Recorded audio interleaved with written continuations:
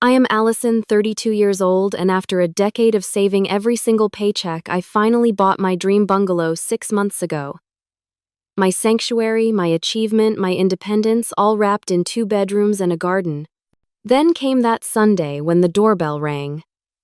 My parents stood there with my brother Ethan, his wife Jessica, their 3 kids, and 8 suitcases.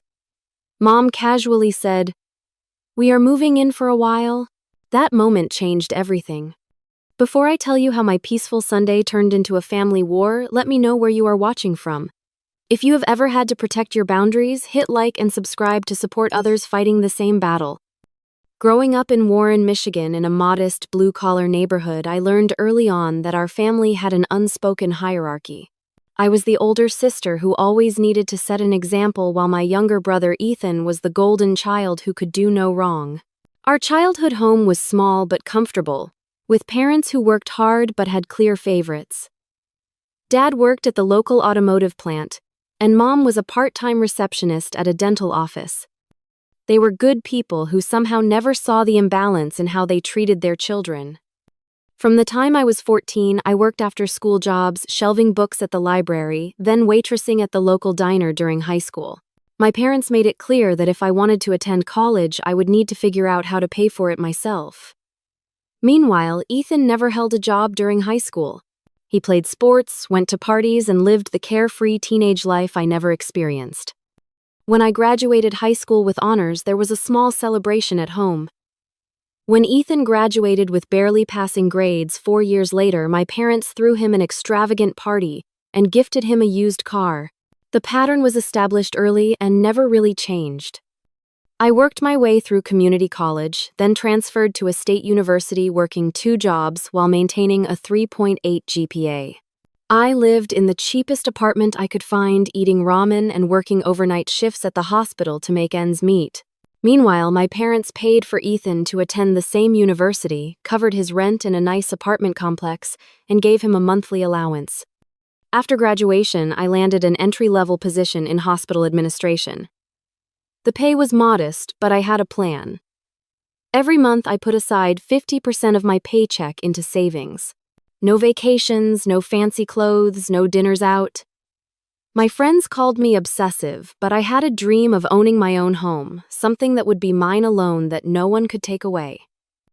For 10 years, I lived this way.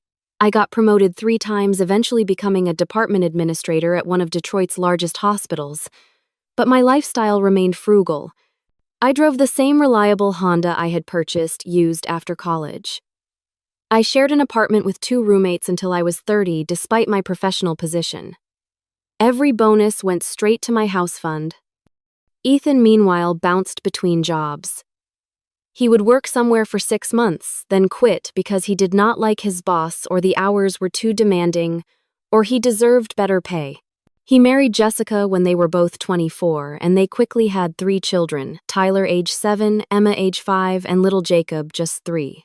Jessica worked on and off as a retail associate, but would quit whenever childcare became too complicated. Whenever Ethan and Jessica faced financial difficulties, which was often, my parents stepped in. They paid their rent when they were short. They bought groceries when money was tight. They purchased clothes for the grandchildren and paid for preschool tuition. The bank of Mom and Dad was always open for Ethan and his family, while I continued to save and work toward my goal independently. 6 months ago, my dream finally became reality. After a decade of disciplined saving, I purchased a small but charming 2-bedroom bungalow in a quiet neighborhood just outside Detroit. The house was not large or fancy, but it was mine. I remember the day I got the keys, standing alone in my empty living room, crying tears of pride and joy. I had done this myself. No one had helped me. No one could claim any part of my achievement. I spent weekends painting walls and planting flowers in the small garden. I carefully selected each piece of furniture, often finding quality pieces at estate sales that I lovingly restored. My home office occupied the 2nd bedroom, a sacred space where I could work from home when needed and pursue my passion for watercolor painting on weekends. My sanctuary had large windows that let in natural light, hardwood floors that creaked pleasantly underfoot, and a kitchen with just enough counter space for my modest cooking needs. It was perfect for me with exactly enough room for my life and my belongings. At family gatherings, my homeownership was acknowledged with passing comments like, "That is nice, Allison," before the conversation quickly turned to Ethan's latest job prospect, or the cute thing one of his children had done. I did not mind. I had stopped seeking my family's approval years ago. My home was for me, not for their validation. At our last family dinner 3 weeks ago, Ethan had mentioned some vague housing issues. Their landlord was being difficult, he said. The apartment had maintenance problems. Jessica chimed in that the neighborhood was declining. I made sympathetic noises but did not offer any solutions. Years of experience had taught me that getting involved in their problems only led to being taken advantage of. That Sunday morning had started so peacefully. I woke early, as was my habit, and enjoyed coffee on my small back porch. The spring air was cool, but pleasant birds were singing in the maple tree I had planted when I first moved in, and I felt that deep contentment that comes from being exactly where you are supposed to be. I had plans to spend the day painting and perhaps calling my friend Diane to meet for an early dinner. Then the doorbell rang. I was not expecting visitors. In my robe and slippers, coffee mug in hand, I opened the front door to find my entire family standing on my porch. Mom and Dad in front with Ethan, Jessica, and their 3 children behind them. At their feet sat multiple suitcases, duffel bags, and plastic storage containers. For a moment, I thought I was still asleep, having some bizarre dream. "Surprise," my mother said, her voice overly cheerful. "We have come to help Ethan and his family move in for a while. They need a place to stay." I stood frozen in the doorway, my brain struggling to process what was happening. Before I could respond, my father stepped forward, patting my shoulder as he moved past me into the house. "Where should we put all this stuff?" he asked, gesturing to the luggage. "Ethan, come help me bring in the rest from the car." The rest. There was more. Jessica guided her children through the door, next barely making eye contact with me. "Kids, go explore your new home. But be careful not to break anything," she added as an afterthought as the 3 children raced past me. "Wait," I finally managed to say, but no one was listening. My mother was already in the kitchen, opening cupboards and the refrigerator, making comments about needing to go grocery shopping. Ethan and my father were making trips back and forth from their minivan, bringing in more bags and boxes. "You have a nice place here, Allie," Ethan said casually, using the childhood nickname I had repeatedly asked him not to use. "A bit small for all of us, but we will make it work." "All of us," I echoed, watching in disbelief as Tyler and Emma began jumping on my sofa, their shoes still on their feet. "Just until we find a new place," Jessica said, finally addressing me directly. She was pulling toys out of a bag and spreading them across my carefully arranged living room. "Your brother said you would not mind. Family helps family, right?" I heard a crash from my office, followed by the sound of my 3-year-old nephew wailing. Jessica sighed dramatically. "Jacob, honey, Mommy is coming." She hurried down the hallway without a backwards glance. My father returned with another box. "Where should we set up the kids' beds?" "The second bedroom seems a bit small for all 3 of them." "That is my office," I said, my voice sounding distant to my own ears. "I work from there." My mother emerged from the kitchen. "Well, you can move all that office stuff into the dining area for now. It is not like you entertain much anyway." She said it matter-of-factly, as though she was commenting on the weather. I felt like I was in some kind of alternate reality. Nobody had asked me if this arrangement was okay. Nobody had even given me warning. They had simply shown up with their belongings, expecting to move into my home. I suddenly remembered snippets of conversation from the last family dinner. Ethan saying their lease was up soon. Jessica mentioning how nice my neighborhood was. My mother commenting that I had so much space for just one person. They had been dropping hints, I realized, but I had missed them completely. "How long are you planning to stay?" I asked, trying to keep my voice level. Ethan and Jessica exchanged a look. "Well," my brother said slowly, "we gave up our apartment already. The lease ended. and with the rent going up, it just did not make sense to renew. So, just until we get back on our feet. Which means what, a week, a month? I pressed. Oh, honey, my mother interjected, we cannot put a timeline on family helping family. They will stay as long as they need to. I felt a headache forming behind my eyes. My peaceful Sunday was dissolving into chaos. The sound of children running and shouting filled my once quiet home. Jacob had recovered from whatever had caused him to cry and was now pulling books from my shelves and dropping them on the floor. We will need your bedroom, of course, Ethan said, as if it was the most reasonable request in the world. Jessica and I need the privacy, and your room is the only one big enough for us and Jacob. The kids can have the second bedroom once we clear out your office stuff. And where exactly am I supposed to sleep? I asked, my voice getting louder despite my efforts to stay calm. The sofa pulls out right, Jessica called from the hallway. It will just be temporary. Temporary. A word my family had used many times over the years when asking for favors that somehow always became permanent. Temporary loans that were never repaid. Temporary childcare that became regular obligations. Temporary housing that stretched into months. I watched as Tyler discovered my collection of hand-painted ceramic bowls displayed on a shelf. His small fingers reached for one, and I quickly moved across the room to stop him. Please do not touch those, I said firmly. They are fragile. Do not be so uptight, my mother chided. He is just curious. Children need to explore. I took a deep breath, trying to center myself. This was my home. My sanctuary. My hard-earned reward after years of sacrifice. And it was being invaded, rearranged, and taken over without my consent. I needed to say something to establish boundaries, but the right words would not come.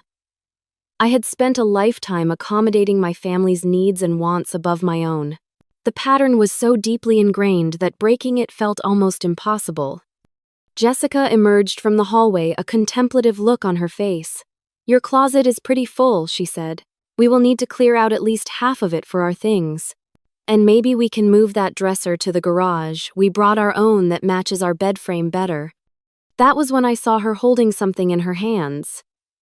My grandmother's antique jewelry box. The only thing I had inherited when she passed away. Jessica was absently opening and closing it, examining the contents as if they were on display at a store. Please put that back, I said, my voice sharper than before. That was my grandmother's. Jessica looked surprised at my tone but returned to my bedroom with the jewelry box. When she came back, she was carrying an armful of my clothes. I thought I would get started on making some room, she explained, dropping my carefully hung blouses and dresses onto a chair. You will not need all these work clothes anyway, since you will be sleeping in the living room. I stood in the middle of my own living room watching as my carefully created home was being dismantled around me. This was the moment I realized I had a choice to make. I could fall back into the familiar pattern of acquiescence of putting my family's demands above my own needs, or I could finally stand up for myself. Watching Jessica casually sorting through my clothes, deciding which ones to move and which ones I could keep, something inside me shifted. A lifetime of giving in suddenly crystallized into a moment of absolute clarity. This was my home. I had worked for it. I had sacrificed for it. And I was not going to give it up. Stop, I said loud enough that everyone in the house paused what they were doing. Just stop right now. My mother looked up from where she was rearranging my kitchen cabinets. My father froze in the doorway with another box. Ethan and Jessica exchanged confused glances. Even the children sensed the shift in atmosphere and grew momentarily quiet. I think there has been a misunderstanding, I continued, struggling to keep my voice steady. I was not consulted about any of this. No one asked if you could move in here. My mother laughed a short, dismissive sound. Asked, why would we need to ask? We are family. Family helps family. That phrase does not give you the right to take over my home without my permission, I replied, feeling a strange calm descend over me as I finally spoke my truth.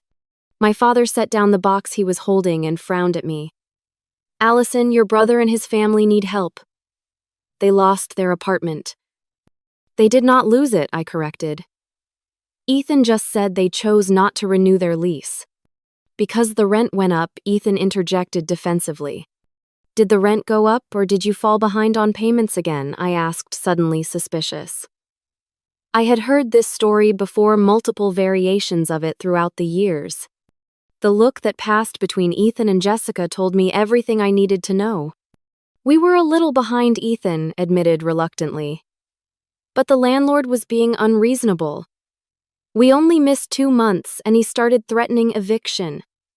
2 months, I repeated. Ethan, both you and Jessica have jobs. Where is your money going? Jessica bristled visibly. We have 3 children to support. Do you have any idea how expensive that is? I glanced at the designer purse she had casually tossed on my coffee table, the latest iPhone sticking out of her pocket, and the brand new sneakers all 3 children were wearing. Yes, children were expensive, but I had seen their social media posts about their weekend trips, the new gaming system they had bought last month, and the expensive restaurant meals they regularly enjoyed. You both work full-time, I pointed out, and Mom and Dad help you constantly, yet somehow you never have enough money for rent. Do not judge their situation, my mother snapped. Not everyone can be as perfect as you, Allison. Perfect. That was rich. I had never been the perfect one in our family dynamic. That role had always belonged to Ethan. This is not about being perfect, I said. This is about respecting boundaries. You cannot just show up at my door and expect to move in. This is my home. Your home, my father repeated slowly, as if the concept was foreign to him. We are talking about family here, Allison. Blood. Would you really turn away your own brother and his children? The guilt trip. It was so familiar I could have recited the script along with him. Family above all else. Blood is thicker than water. What kind of person turns away family in need? I would have been happy to discuss ways I could help, I said carefully.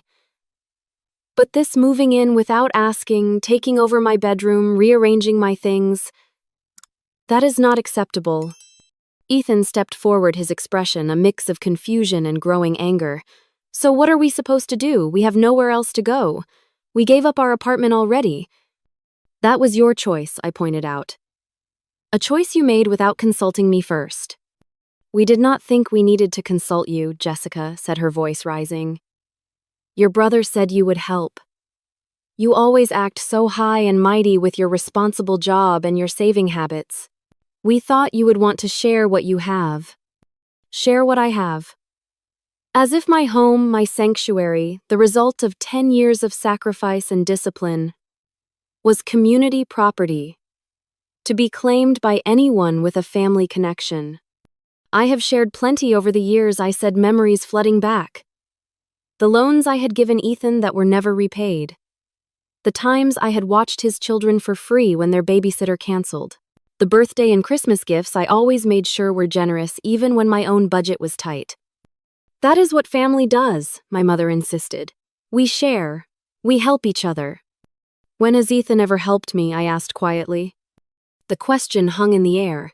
No one had an answer.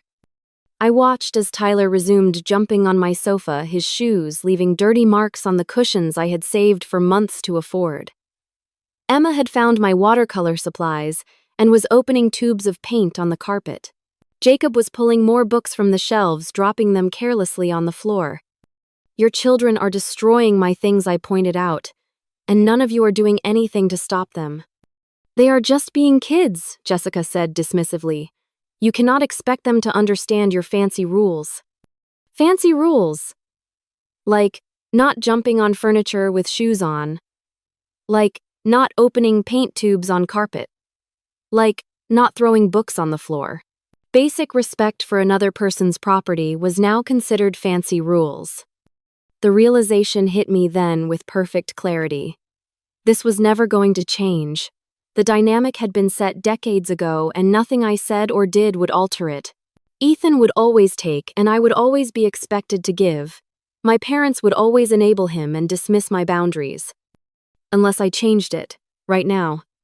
I need everyone to stop what they are doing, I said, my voice stronger now. This is not going to work.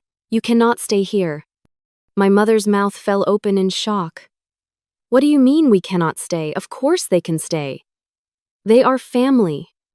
Being family does not give you the right to take advantage of me, I said. And that is what this is. Taking advantage. How dare you, my father said, his face reddening.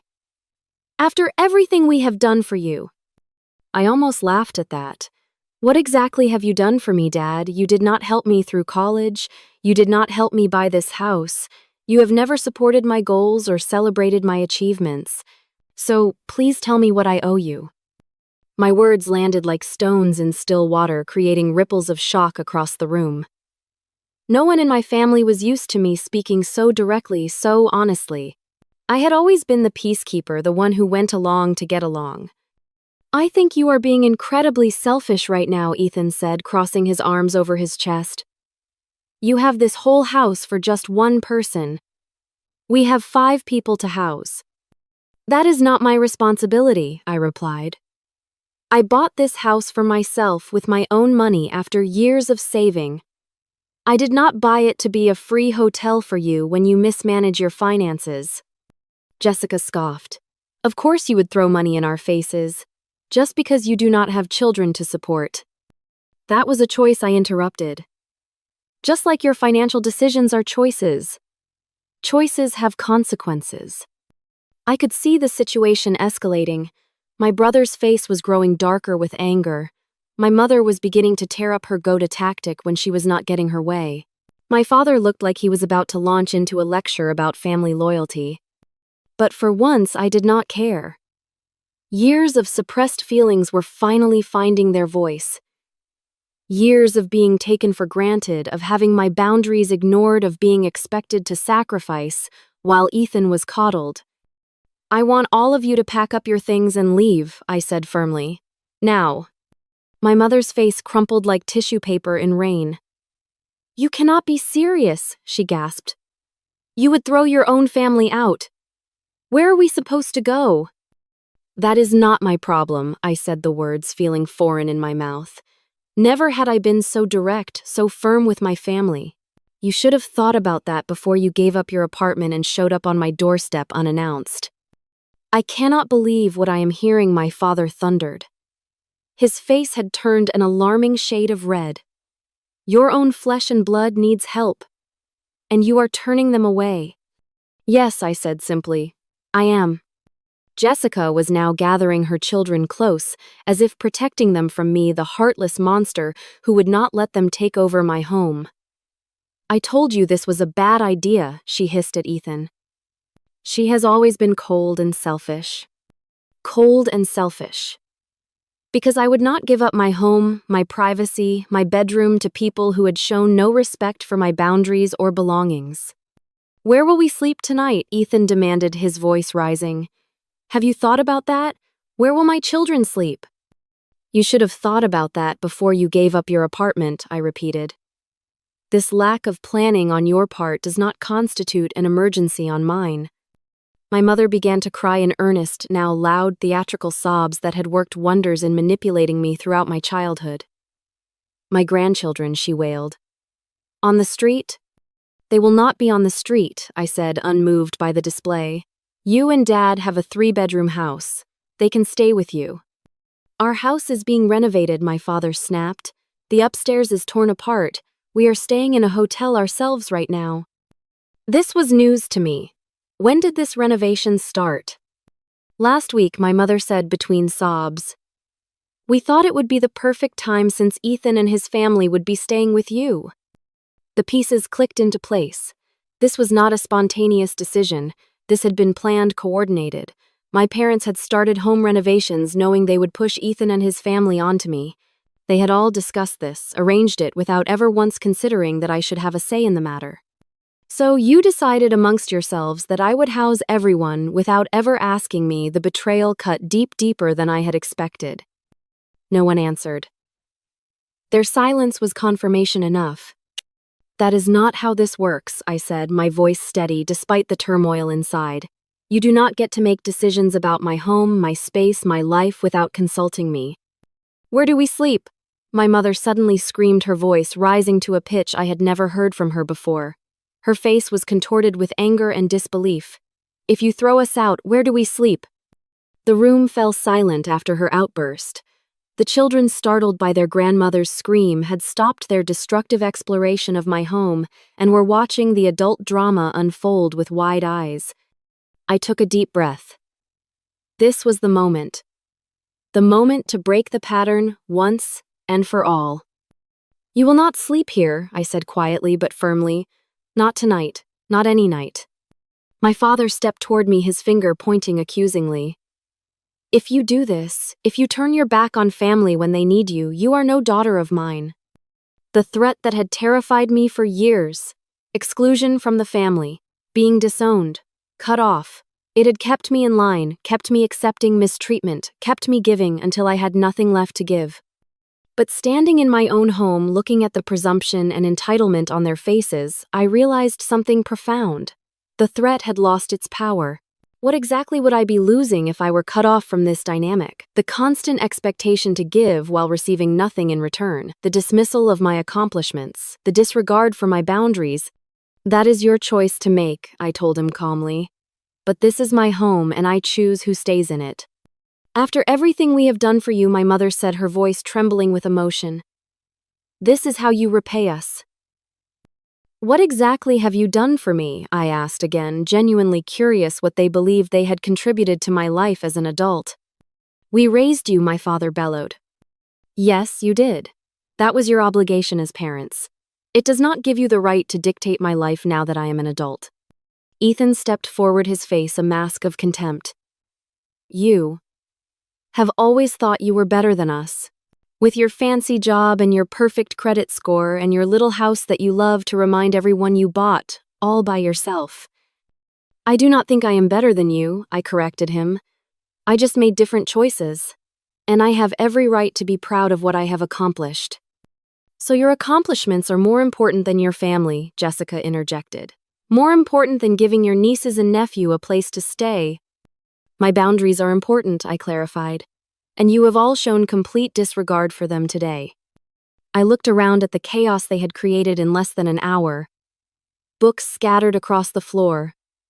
Dirty shoe prints on my sofa. My clothes piled carelessly on a chair. Toys strewn across every surface. And not one of them had made any attempt to control the children or respect my space. Mom promised we could stay here as long as we needed, Ethan said, a note of desperation entering his voice for the first time. She said you had plenty of room and would be happy to help. I turned to my mother, who had the grace to look slightly ashamed. You had no right to make that promise. I did not think you would be so heartless, she replied defensively. Setting boundaries is not heartless, I said. Showing up unannounced with all your belongings and expecting to take over someone's home, that is heartless. We have already registered the kids for school in this district, Jessica said, dropping another bombshell. Tyler starts on Monday. I stared at her in disbelief. You enrolled your children in schools here before even asking if you could stay with me.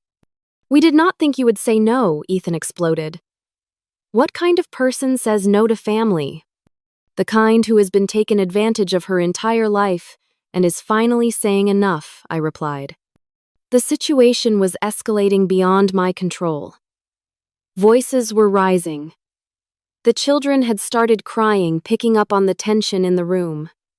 My carefully cultivated sanctuary had become a battleground. I need all of you to leave now, I said, moving toward the front door and opening it wide. Take your things and go. You cannot be serious, my father said, his voice dangerously low. I am completely serious, I replied. This is my home and I am asking you to leave. And if we refuse, Ethan challenged, taking a step toward me.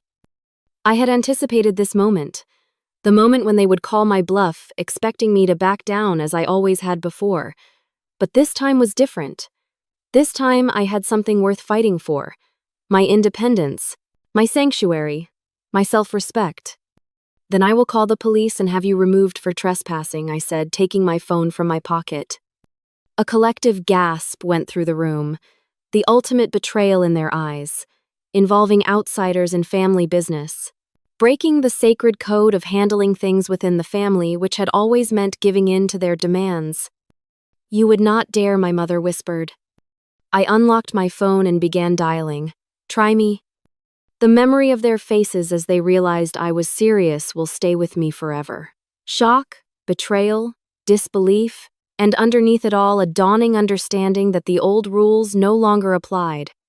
As they grudgingly began gathering their belongings, muttering about my cruelty and selfishness, I stood by the door, phone in hand, ready to make good on my threat if necessary.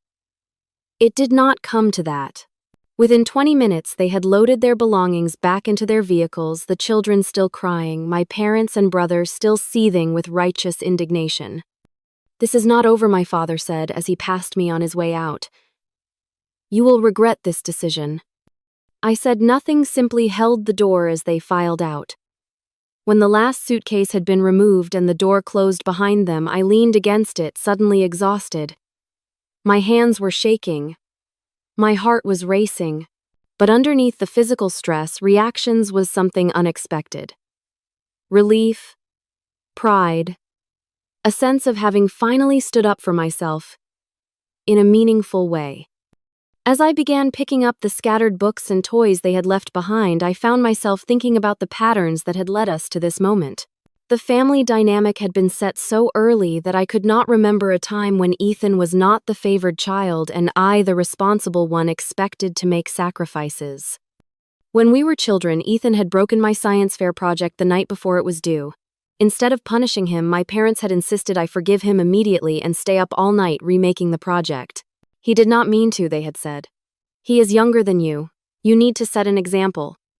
When I was 16 and saved enough from my library job to buy a second-hand bicycle, Ethan had borrowed it without permission and left it unlocked outside his friend's house where it was promptly stolen.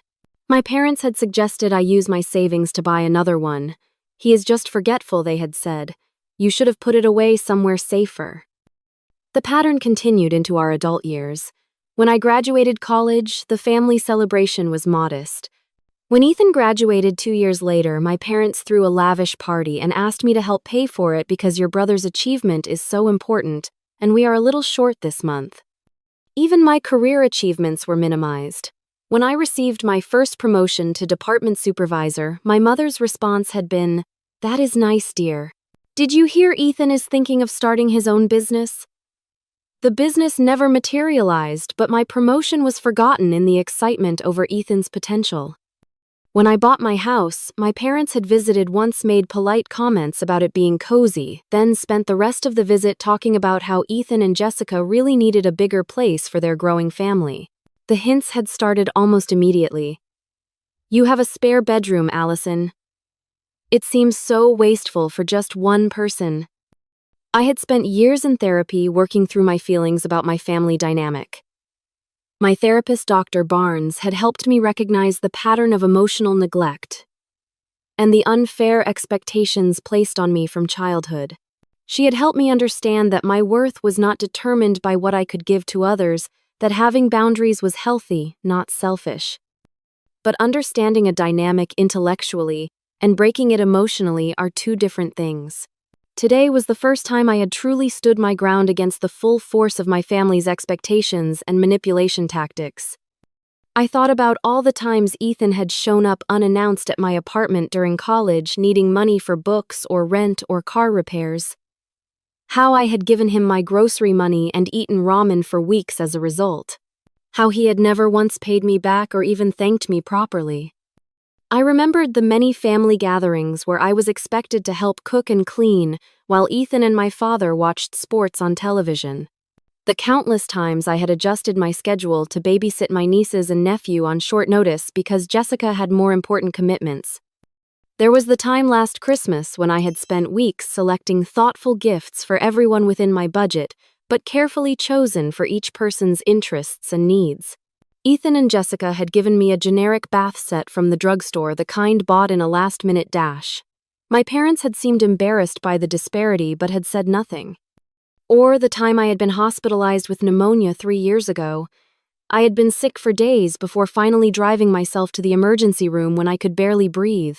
I had called my parents from the hospital and they had expressed concern but explained they could not visit because they were helping Ethan and Jessica move to their new apartment. No one from my family had visited me during my 5-day hospital stay. The more I thought about it, the more I realized that today's confrontation had been inevitable. The pattern of giving and taking had been unsustainable. Something had to break eventually, and it happened to be my patience, my willingness to be the family doormat. My phone began ringing almost immediately after they left. First my mother, then my father, then Ethan. I silenced each call, not ready to engage in another round of guilt and manipulation. Text messages followed, ranging from pleading to threatening. "How could you do this to your family?" my mother wrote. "You will regret this decision," came from my father. "Hope you enjoy your empty house while your nieces and nephews sleep in a hotel," Ethan texted. I put my phone on silent and continued cleaning up the mess they had left behind. With each book returned to the shelf, each toy removed from my carpet, I felt my sanctuary slowly returning to normal. My space. My rules. My life. That evening, as I sat on my now quiet porch with a cup of tea, I realized something profound.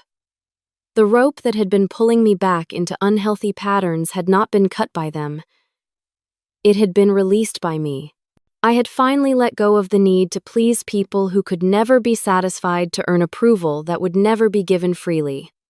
The calls and texts continued throughout the night and into the next day. I read them but did not respond. What was there to say? I had made my position clear. No amount of guilt or manipulation would change my mind. On Monday morning, my phone rang with a number I did not recognize.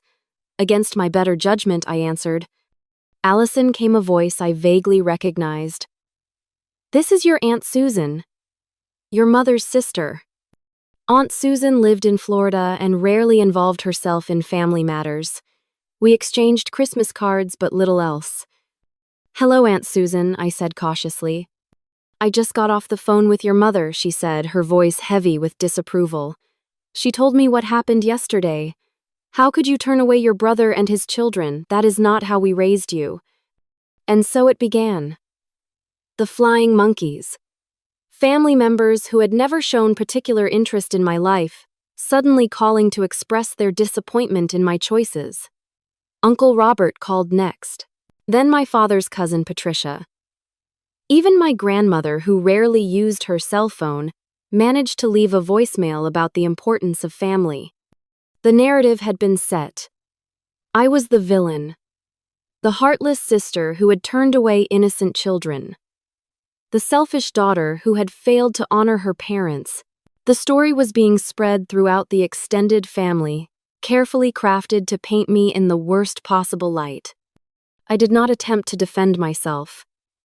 I knew from experience that my side of the story would be dismissed, minimized, disbelieved. The family mythology had no room for Ethan being irresponsible or my parents enabling his behavior. I was the bad guy. I always had been in their version of events. For the first time in my life, I was okay with that. The week following what I now think of as the invasion attempt was one of the most emotionally challenging of my life. The barrage of calls, texts, and social media messages continued unabated. My parents took turns between guilt-tripping and threatening.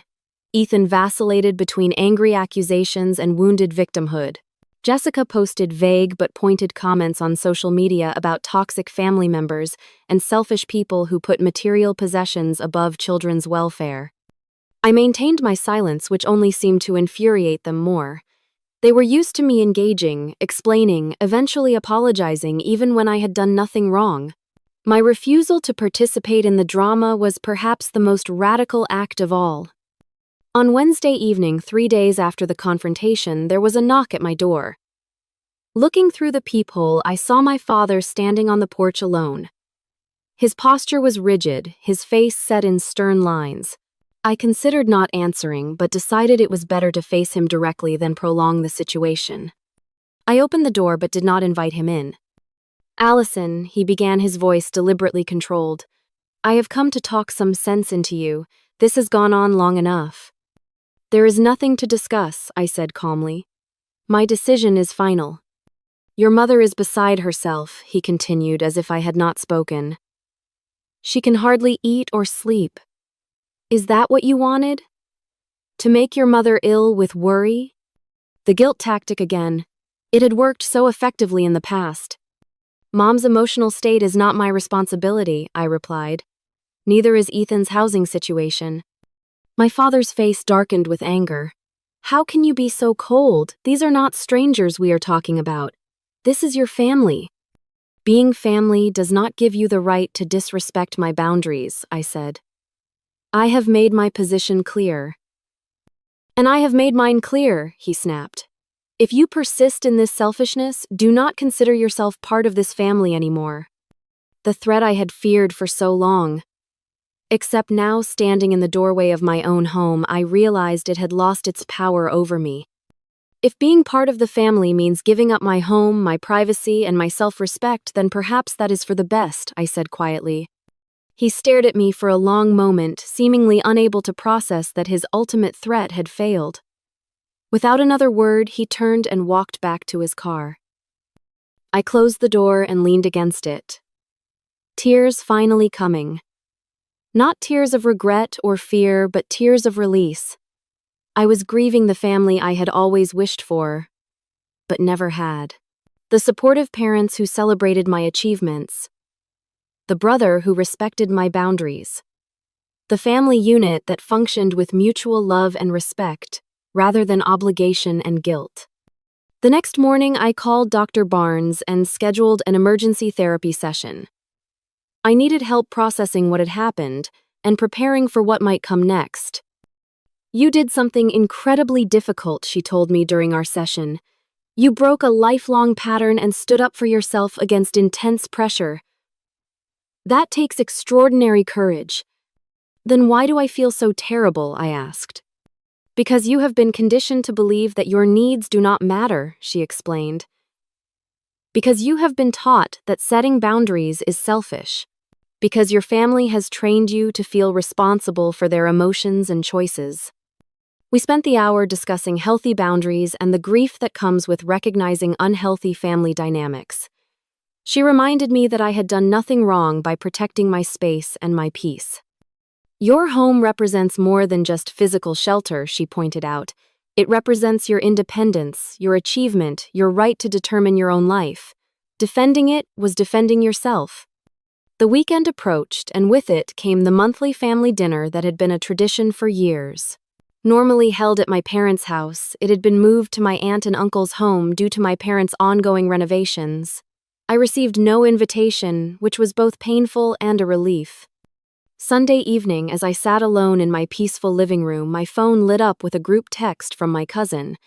It was a photo from the family dinner, everyone gathered around the table, smiling for the camera. The caption read, "Family is everything."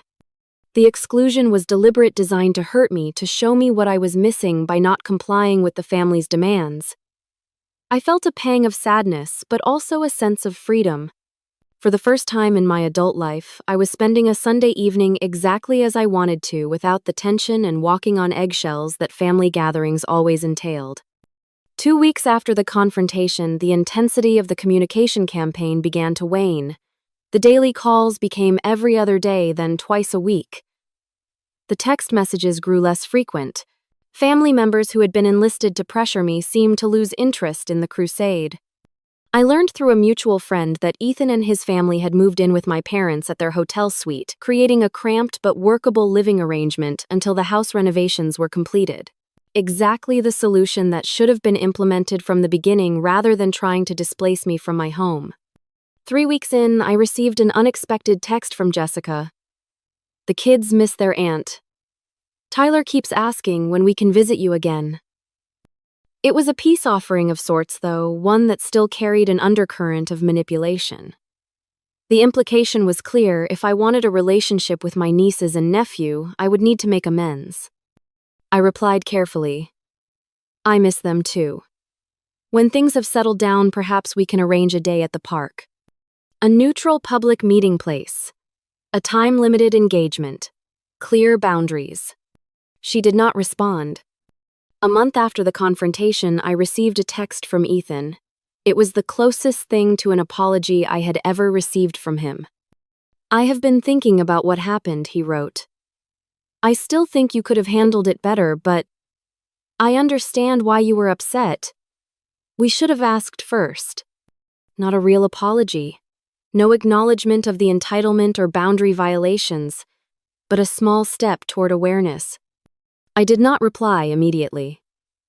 I needed time to consider whether and how to engage.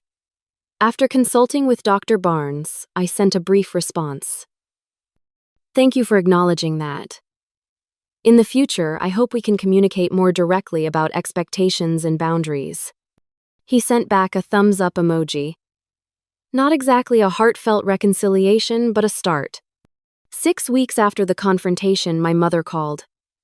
I had been expecting this call, knowing that of all family members, she would find it hardest to maintain the silence. "Allison," she said when I answered, her voice carefully neutral. "How are you?" "I am fine, Mom," I replied. "How are you?" "The renovations are finally finished," she said, ignoring my question. "The house looks beautiful. You should come see it sometime." An olive branch extended awkwardly but genuinely. "I would like that," I said. "Maybe next weekend." "That would be nice," she replied, and I could hear the relief in her voice. "Just you, though. Ethan and his family are still staying with us while they look for a new place." Progress. She was respecting at least one boundary, acknowledging that I might not be ready to see my brother yet. "Just me," I agreed. As I hung up, I realized that standing firm had done what years of accommodating never could. It had begun to shift the dynamic. Not completely, not permanently perhaps, but enough to create space for a different kind of relationship. My home remained my sanctuary. My boundaries had held firm. And somewhere along the way, I had discovered a strength I never knew I possessed. 6 months have passed since that Sunday morning, when my family showed up on my doorstep with suitcases and expectations. 6 months of rebuilding relationships on new terms, of maintaining boundaries, of learning to trust my own judgment above the protests and demands of others. My home remains my sanctuary. I have added new plants to the garden, repainted the kitchen a sunny yellow that makes me smile each morning, and converted part of my office into a proper art studio where I can pursue my watercolor painting with dedication. Every corner of this space reflects my choices, my taste, my life. The peace I feel when I walk through the front door each evening is worth every difficult conversation, every uncomfortable confrontation. The relationship with my family has evolved in ways I never expected. There have been setbacks and difficult moments, but also surprising progress. The journey has not been linear, but it has been meaningful.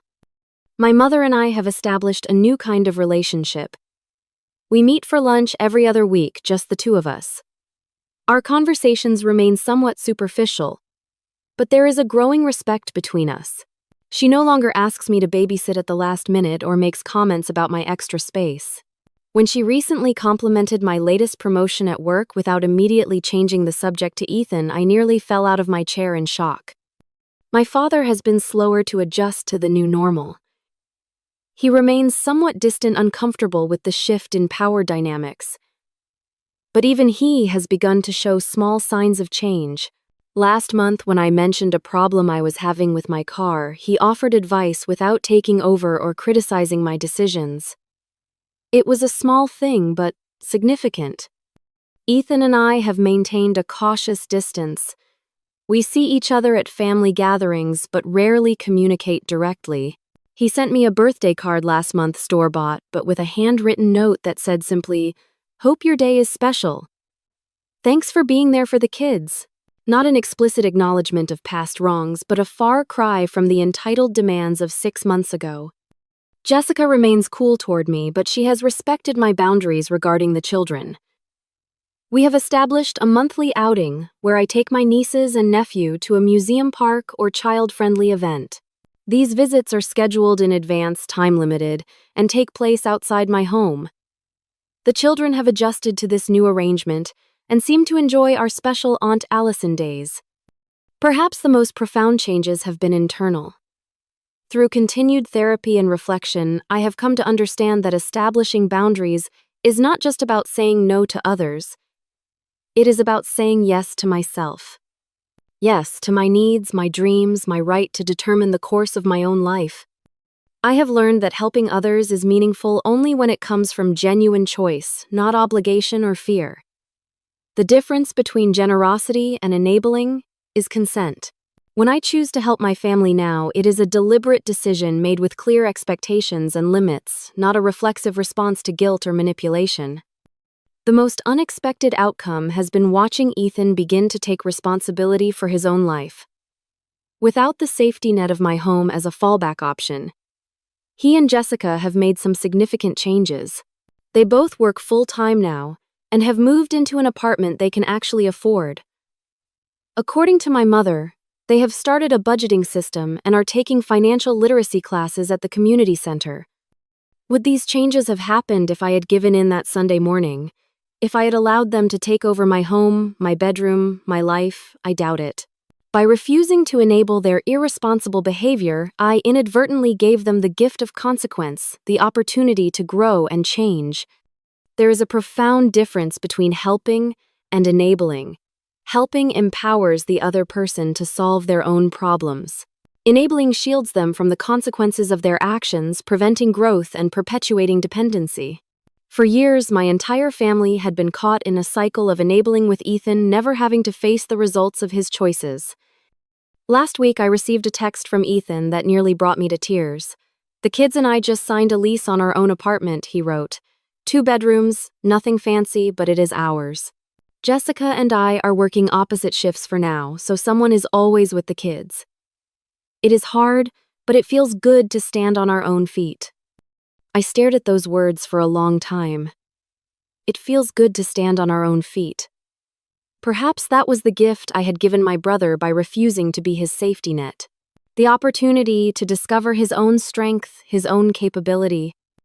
My mother called yesterday to invite me to a family dinner this weekend. "Ethan and the kids will be there," she said. "They are celebrating the new apartment. I thought you might want to be part of it." The invitation was offered without pressure or guilt, a simple acknowledgement that I am still part of the family, despite having established firm boundaries. Progress indeed. As I sit here in my peaceful garden on another Sunday morning, coffee in hand, birds singing in the maple tree that has grown noticeably in the past 6 months, I reflect on how far we have all come. The journey has been painful at times, but necessary. My home remains my sanctuary, my achievement, my independence. But it represents something even more important now. It represents my worth, my right to determine my own boundaries, my courage to stand firm in the face of pressure and guilt. Every room, every personal touch, every moment of peace within these walls reminds me of the stand I took and the growth that followed. If you have ever faced a similar situation, struggling to establish boundaries with family or friends who feel entitled to more than you can give, I hope my story offers some comfort and courage. Standing your ground is difficult, especially with those you love. But sometimes the most loving thing you can do for others and for yourself is to say no, when no is the right answer. Have you ever had to establish difficult boundaries with loved ones? How did you handle it, and what was the outcome? Share your experience in the comments below. Your story might give someone else the courage they need to protect their own boundaries. And if this story resonated with you, please hit like, subscribe, and share it with someone who might need to hear it. Remember, you have the right to protect your peace, your space, and your sanity, no matter what anyone else might say. Thank you for listening, and may you find the strength to stand firm in your own life.